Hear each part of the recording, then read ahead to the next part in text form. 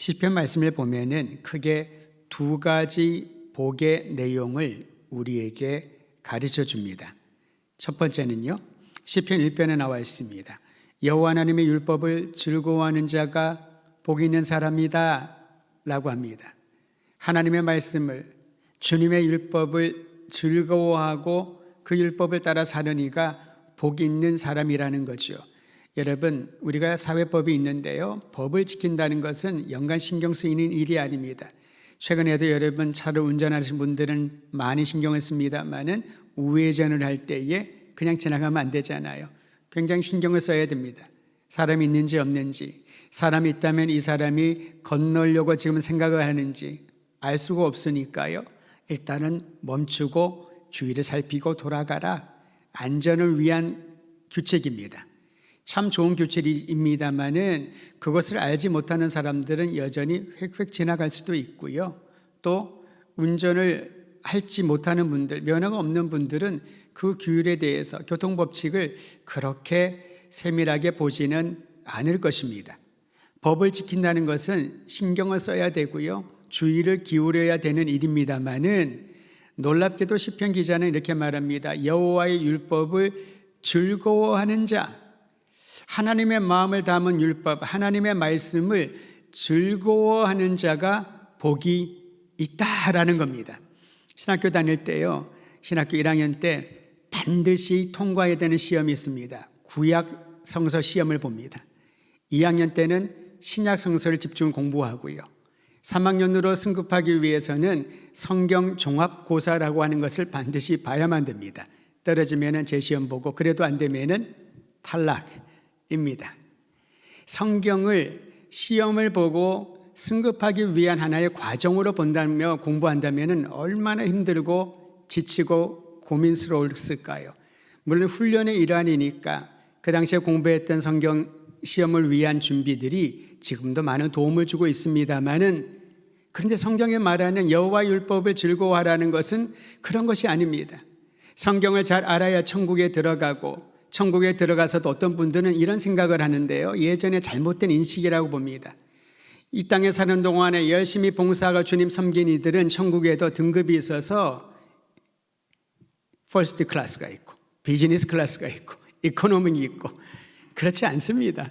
성경에 없는 말을 자꾸 우리가 지어내다 보니까 사람들이 이상한 신앙관을 가지고 생각을 하는데요, 천국에 들어가는 자격이 만약에 필요하다면 오직 하나, 예수 그리스도의 이름을 힘입어 주님의 은총으로 우리가 들어가는 것이지, 천국 백성 되는 것이지 결코 성경 지식에 따라 가지 않는다라는 것이지요. 여호와의 율법을 즐거워하라 라는 것은 하나님의 말씀, 그 말씀이 나에게 생기를 주고 생명을 주고 나의 삶에 갈 바를 가르쳐 주는 지표가 되기 때문에 하나님의 말씀을 즐거워하라라는 것입니다. 저는 우리 더드림교회 성도들이 주님의 말씀을 대할 때 이러한 복을 누리기를 바랍니다. 하나님의 말씀이 정말 송이꿀같이 달습니다. 아이스크림처럼 답니다. 하나님의 말씀이 정말 산의 진미와 비교할 수 없을 정도로 너무나도 맛있어서 제가 주님의 말씀을 즐거워합니다. 이러한 고백이, 이러한 복이 있기를 주의 이름으로 축원드립니다.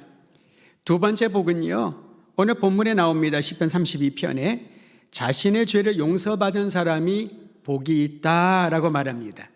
여러분, 우리가 생각하는 복과는 좀 다르지 않습니까? 특히 오늘 본문인 시편 32편은요, 다윗의 마스길이라고 부제가 되어 있는데요, 마스길이라고 하는 것은 교훈을 뜻합니다. 다윗의 교훈이라는 거지요. 회개의 고백이, 그리고 죄 용서를 받는 이 놀라운 은총이 얼마나 중요한지를 가르쳐주는 교훈적인 내용이라는 것입니다. 교훈은 무엇을 말합니까? 이렇게 사는 것이 얼마나 귀하고 아름다운지를 우리에게 펼쳐 보여주는 내용인 것이지요. 동일한 교훈이 잠언 28장 13절에도 나옵니다. 제가 읽어드리죠. 자기의 죄를 숨기는 자는 형통하지 못하나 죄를 자복하고 버리는 자는 불쌍히 여김을 받으리라. 죄 용서받은 자가 참 복이 있다고 했는데, 이 죄 용서를 받으려면 자신의 죄를 자복해야 된다라는 것입니다. 그렇습니다, 여러분. 우리 주님이 주시는 죄 사함의 은총을 경험하려면 우리가 할 수 있는 일은 하나입니다. 자신의 죄를 인정하고 자복하는 것입니다. 자신의 죄를 인정하고 자복하는 것이 매우 중요합니다. 요한일서 1장 9절도 이렇게 기록합니다. 만일 우리가 우리 죄를 자백하면 그는 미쁘시고 의로우사 우리 죄를 사하시며 우리를 모든 불의에서 깨끗하게 하실 것이요. 오늘 본문인 시편 32편 5절도 이렇게 기록하고 있지 않습니까? 오늘 본문이니 우리 함께 읽도록 하죠. 32편 5절입니다. 시작. 내가 이르기를 내 허물을 여호와께 자복하리라 하고 주께 내 죄를 아뢰고 내 죄악을 숨기지 아니하였더니 곧 주께서 내 죄악을 사하셨나이다. 할렐루야. 여러분, 우리의 죄를 인정하고 자복하는 것, 이것이 주님으로부터 임하는 죄 용서의 유일한 길이라는 겁니다. 그런데 우리가 자기의 죄를 인정하지 않고 변명하기에 급급하고 숨기려고 노력하면 용서의 통로가 막혀버립니다. 용서의 통로를 여는 그 길은 자신의 죄를 인정하고 주님 앞에 고백하는 거란 거지요. 이것이 바로 믿음이요 주님의 은혜를 경험하는 통로인 줄 기억하시기를 바랍니다. 그런데 여러분, 자신의 죄를 자복한다는 거 말처럼 쉽지 않습니다. 인정하는 거 어렵습니다. 때로는 본인이 잘못한 거 알지만은 그것을 상대방에게 말로 표현하는 거 쉽지 않습니다. 전에도 한번 그런 얘기를 제가 들은 적이 있습니다만은 아이들을 양육하다 보면 부모는 최선을 다한다고 하지만은 조금 과하게 자신의 방식으로 아이들을 양육할 때가 있습니다. 아이들이 어리고 힘이 없기 때문에 어릴 때는 말을 못하지만은 자라나면서 이상한 형태로 반항을 합니다. 그럼 부모는 당황을 하지요. 내가 너를 이렇게 키웠냐? 왜 이렇게가 변했냐? 그러면서 흥분하고 속상해하는데요. 다 그 내면을 살펴보면은 부모가 최선을 다해서 아이들을 양육했다고 했지만은 그들의 인격을 상하게 하고 그들의 마음에 상처를 주는 일도 있을 수 있다는 것이지요. 성숙한 부모는요, 자신의 자녀를 할지라도 잘못을 고백하고 그 아이의 상함을 어루만져 줄 수 있는 부모가 있다면은 참으로 성숙하고 아름다운 마음 아니겠습니까?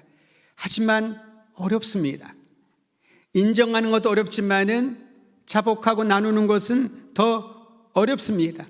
오히려 변명은 쉽습니다. 내가 그때 그렇게 한 건 미안한데 네가 잘 되라고 그렇게 한 거야. 네가 그렇게 행동하면 나는 이렇게밖에 반응할 수가 없어. 하지만 네가 좀 이해해. 이거는 변명이지 죄를 자복하는 게 아닙니다. 하나님 앞에도 우리가 그럴 때가 얼마나 많이 있습니까? 하나님, 이거 정말 제가 잘못한 건 맞아요. 맞기는 하지만은 어쩔 수 없었어요. 살려고 하다 보니 어쩔 수 없었어요. 이 일을 만들어 가다 보니까 어쩔 수 없었어요. 제가 잘못한 거 인정합니다. 그러나 그런 상황이니 주님이 좀 이해해 주세요. 그런 형태로 우리는 주님 앞에 자복 아닌 자복을 할 때가 얼마나 많이 있습니까? 진정한 죄 용서의 은총은 자신의 죄를 철저하게 뉘우치고 주님 앞에 온전히 토로하고 고백하는 것입니다. 그런데 여러분, 이러한 죄 용서를 구하는, 죄를 자복하는 것은 누가 가능할까요? 말처럼 쉽지가 않은데 이라는 마음을 가진 사람이 가능합니다. 하나님께서는 죄 자백을 하는 이들을 품으시고 용서하신다. 하나님이 우리를 사랑하시기 때문에 우리를 용서하신다라고 하는 확신이 있어야지만 그 죄를 자복할 수 있는 것입니다.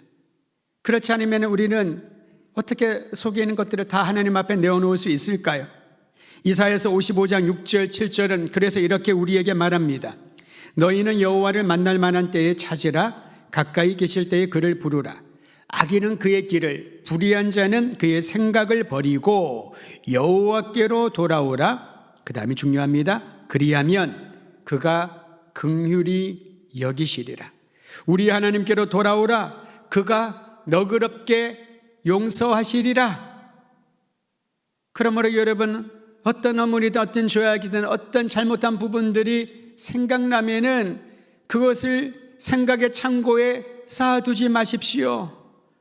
그 순간 그것을 깨닫는 순간 하나님 앞에로 돌아와 우리를 긍휼히 여기시고 너그럽게 용서하시는 주님의 품에 안길 때 새로운 미래가, 새로운 인생이 출발하게 될 줄 믿으시기를 바랍니다. 간혹 여러분 이사할 때 그런 걸 느끼시지요? 별로 짐이 없다고 생각을 했는데 끄집어내면 엄청납니다.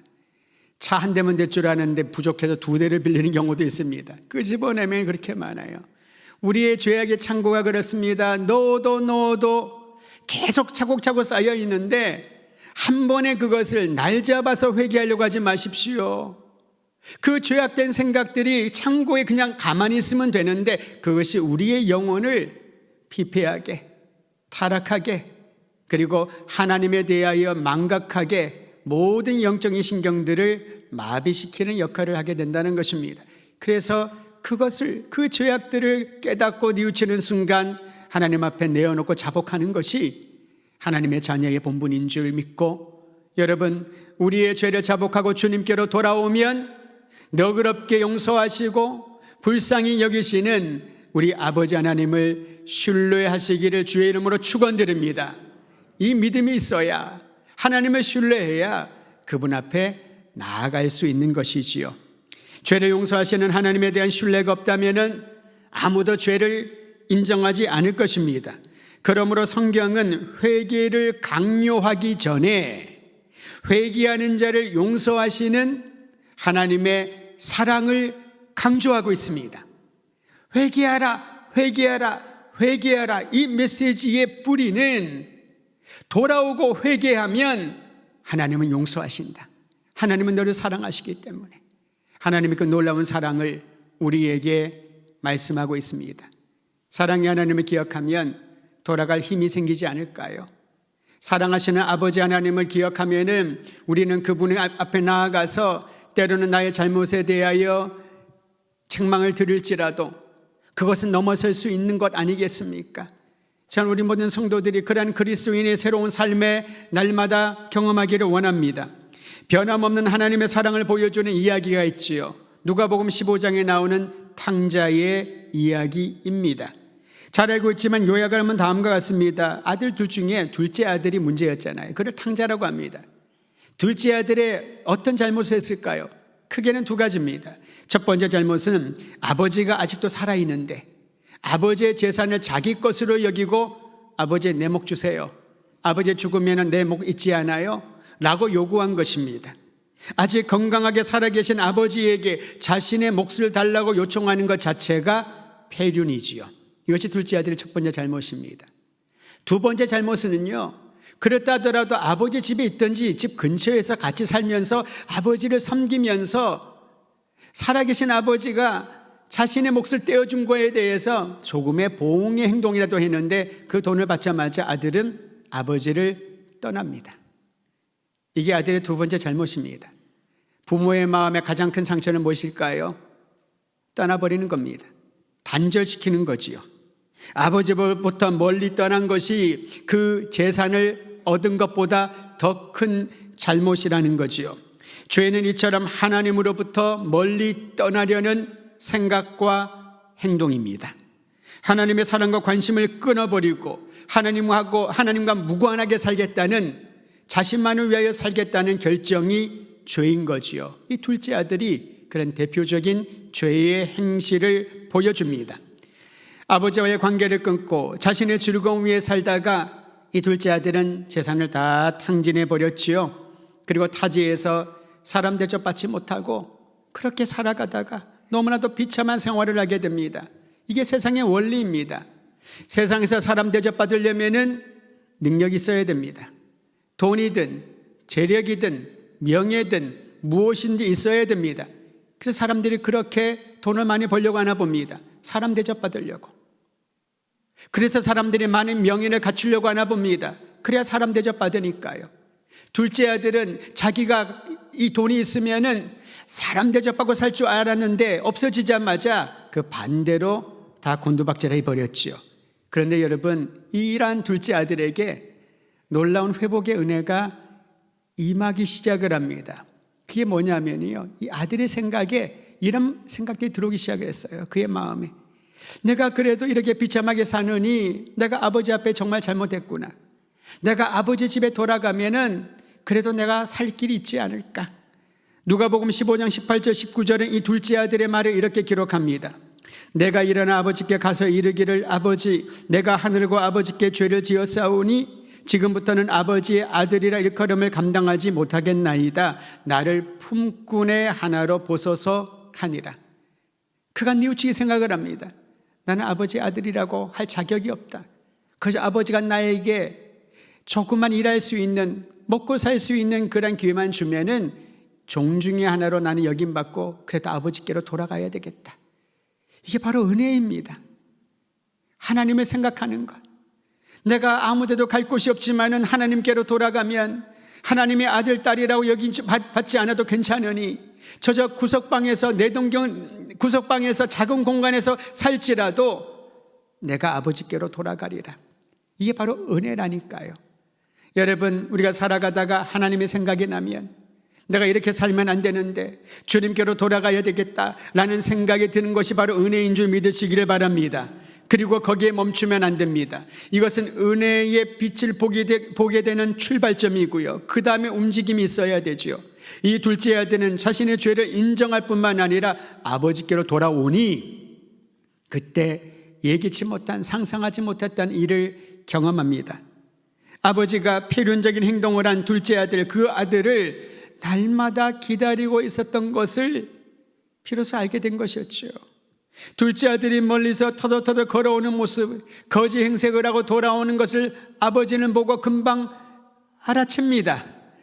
오랜 시간 동안 아이들 보지 못하고 행색이 달라지면 못 알아보잖아요. 그런데 아버지는, 부모는 알아보는 것이지요. 단번에 알아봅니다.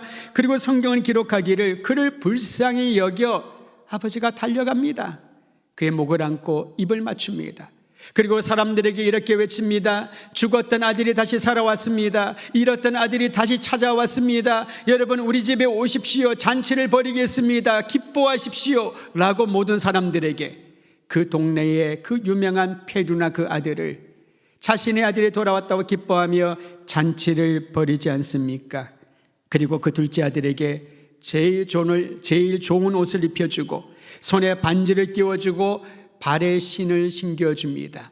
이게 바로 용서하시는 아버지의 마음을 표현한 것이죠. 제일 좋은 옷을 입혀주고 손에 반지를 끼워주고 발에 신을 신겨주고, 그 말은 뭡니까?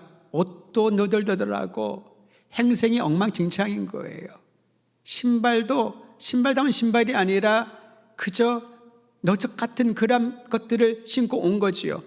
여러분, 이 상황을 그린 렘브란트의 탕자의 귀향이라고 하는 그림이 우리 1층에 로비에 있지 않습니까? 전에도 한번 말씀드렸습니다만 다시 한번 이 말씀을 보십시오.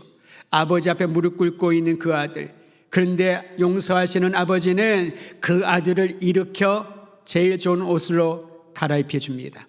이것이 바로 이 아버지가 하나님의 사랑을 예표하고 있습니다.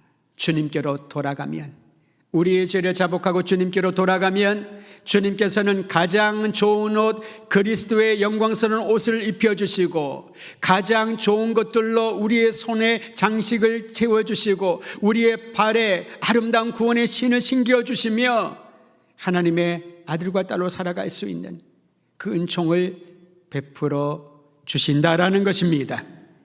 이러한 은혜가 우리 모두에게 임하기를 주의 이름으로 축원드립니다. 오늘 우리가 이런 시편에 보면 여러분, 이러한 죄를 자복하고 용서하시는 하나님께로 돌아오라고 하는데 대표적인 죄의 세 가지를 얘기를 합니다. 그런데 이후에 교회 역사를 보면 여러분, 죄의 목록 7가지를 정해 놓았습니다. 수도사들이 수도 훈련을 하면서 우리가 살아가면서 가장 보편적이고 모든 사람들이 여기를 빠져나가지 못하는 7가지 큰 죄가 있다고 합니다. 한번 들어보시겠습니까? 첫째는 교만이요, 둘째는 시기요, 세 번째는 분노요, 네 번째는 나태요, 다섯 번째는 탐욕이요, 여섯 번째는 탐식이요, 일곱 번째는 정욕이라.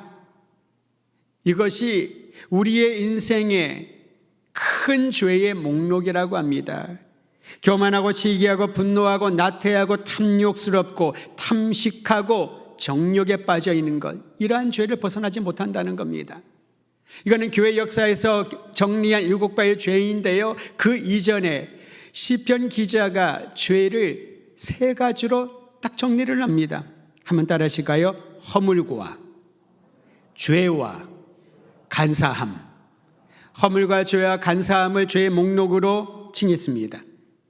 허물은 과실을 뜻하며 알면서도 거역하고 위반한 것이 허물입니다. 우리의 허물이라고 말하지 않나요?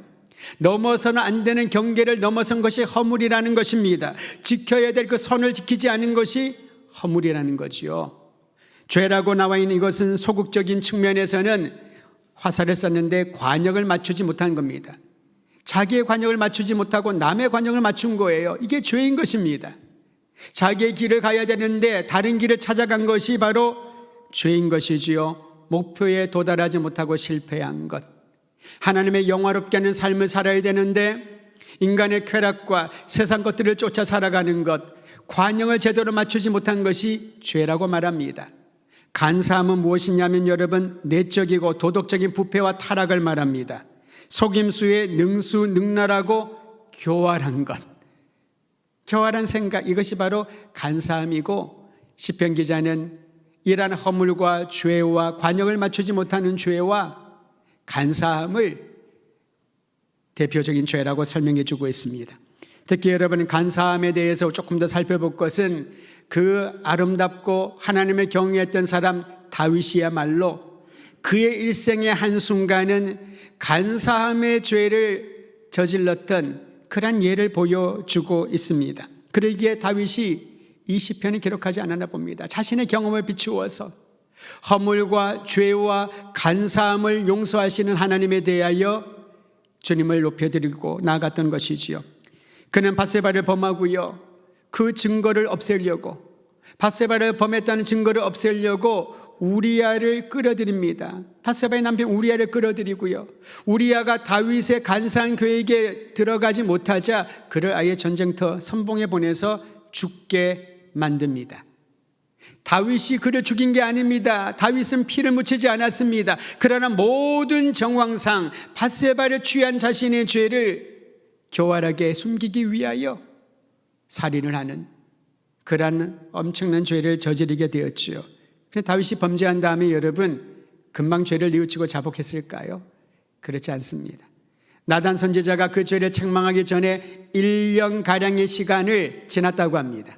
성경에는 1년이라 나왔지 않습니다만 그 정황들이 그렇습니다. 다시 말하면 1년 정도의 시간 동안 그는 어찌하든지 하나님 앞에 자신의 죄를 숨기고 사람들이 들통이 날까 봐 걱정하고 불안하고 염려했던 것입니다. 모든 증거물들을 깨끗하게 다 제거해서 어느 누구도 다윗이 무슨 일을 했는지 알지 못하게끔 입막음을 하고 모든 조치를 취했던 것이지요. 이게 간사한 죄입니다. 이 기간 동안 끊임없이 찾아오는 불안감, 죄책감이 그를 괴롭혔을 것입니다. 다윗의 상태가 어떠했는지 오늘 성경에 보면 이렇게 기록하고 있습니다. 32편 3절과 4절 같이 읽도록 하지요. 3절 4절입니다. 시작. 내가 입을 열지 아니할 때에 종일 신음함으로 내 뼈가 쇠하였도다. 주의 손이 주야로 나를 누르시오니 내 진액이 빠져서 여름 가뭄에 마름같이 되었나이다. 그가 죄를 인정하지 않고 자복하지 않고 있으니 하루 종일 신음하는데요, 내 뼈가 쇠하였다. 다른 말로 말하면 뼈가 녹아내리는 것 같은 고통을 겪었던 것이지요. 하나님의 손이 주야로 그를 눌렀다고 합니다. 죄책감이 생기는 거죠. 잠을 이루지 못합니다. 그러자 몸 안에 있는 모든 진액, 즉 기운이 다 빠져나가서 여름 가뭄에 땅이 쩍쩍 갈라지는 것처럼 그런 지경에 놓였다는 것이지요. 내면에 감추어둔 죄는 마음뿐만 아니라 몸까지 위급한 상황에 이르게 만든 것입니다. 그러자 다윗은 자신의 죄를 더 이상 숨기지 않고 하나님 앞에 자백합니다. 그러자 하나님으로부터 용서의 은혜가 임하고 진정한 평안을 누리게 되는데요, 여러분 시편 32편 5절 마지막 구절을 보십시오. 주께서 내 죄악을 사하였나이다. 할렐루야. 3절과 4절에는 내 뼈가 녹아지는 것 같이 고통스럽고 내가 주님 앞에 눌려서 마치 여름 가뭄처럼 내 영혼이 메말라 버렸다라고 진액이 다 빠져버렸다라고 고백을 하는데, 그가 주님 앞에 자신의 죄를 고백하였더니, 인정하였더니, 회개하였더니 주께서 내 죄를 사하였나이다. 주께서 내 죄를 사하였나이다. 이러한 회복의 용서의 은혜를 경험해야 그 사람에게는 하나님과 더불어 살아갈 수 있는 믿음이 생기게 되는 것입니다. 한번 따라하십시다. 주께서 내 죄악을 사하였나이다. 하나님은 죄를 자복하는 자들을 용서하십니다. 그리고 죄의 용서는 세 가지로 표현합니다. 허물과 죄가 그리고 간사함이 대표적인 죄라고 다윗은 고백하고 있지요. 어떻게 주님이 용서하십니까? 허물이 사함을 받고 죄가 가려지고 정죄당하지 않는다라고 말합니다. 허물이 사함을 받는다. 사함을 받는다는 것은 치워버리고 드러내낸다는 것입니다. 오물을 치워버리는 거지요. 드러내버리는 겁니다. 우리의 과거의 기억들을, 모든 죄악된 행위들을 주님께서 드러내버리신 줄 믿으시기를 바랍니다. 또한 하나님은 우리의 죄를 아무도 보지 못하도록 덮어버립니다. 임시방편이 아닙니다. 여러분, 반려견 키우는 분들은 산책을 하면 어떻게 합니까? 산에 가는데 아이가 응아를 하게 되면 그걸 싸가지고 집에서 버리는 경우도 있지만은 산 같은 경우에는 흙에다 묻어버리지 않습니까? 나중에 거기에 가서 내가 사랑하는 이 강아지의 변인데 나중에 찾아와야지, 그런 사람 아무도 없습니다. 이게 바로 죄를 묻어버린다는 의미입니다. 간사하고 거짓된 생각을 제거하고 정결하고 정직한 마음을 심어주십니다. 그래서 정죄당하지 않도록 우리의 죄를 용서해 주신다는 것이지요. 바울은 이 말씀을 묵상하였는지 로마에 보내는 편지에서 이렇게 말합니다. 로마서 8장 1절 2절 그러므로 그리스도 예수 안에 있는 자에게는 결코 정죄함이 없나니 이는 그리스도 예수 안에 있는 생명의 성령의 법이 생명의 성령의 법이 죄와 사망의 법에서 너를 해방하였습니다. 생명의 성령의 법이 그리스도 예수 안에 있는 자에게는 사망의 법, 죽음의 법을 다 끊어버리셨다. 이것이 바로 정죄당하지 않게 하는 하나님의 용서의 은혜인 것입니다. 사랑하는 성도 여러분, 죄를 고백하고 회개하는 자에게 주시는 이 놀라운 용서의 은혜는 과거형이 아니라 현재형입니다.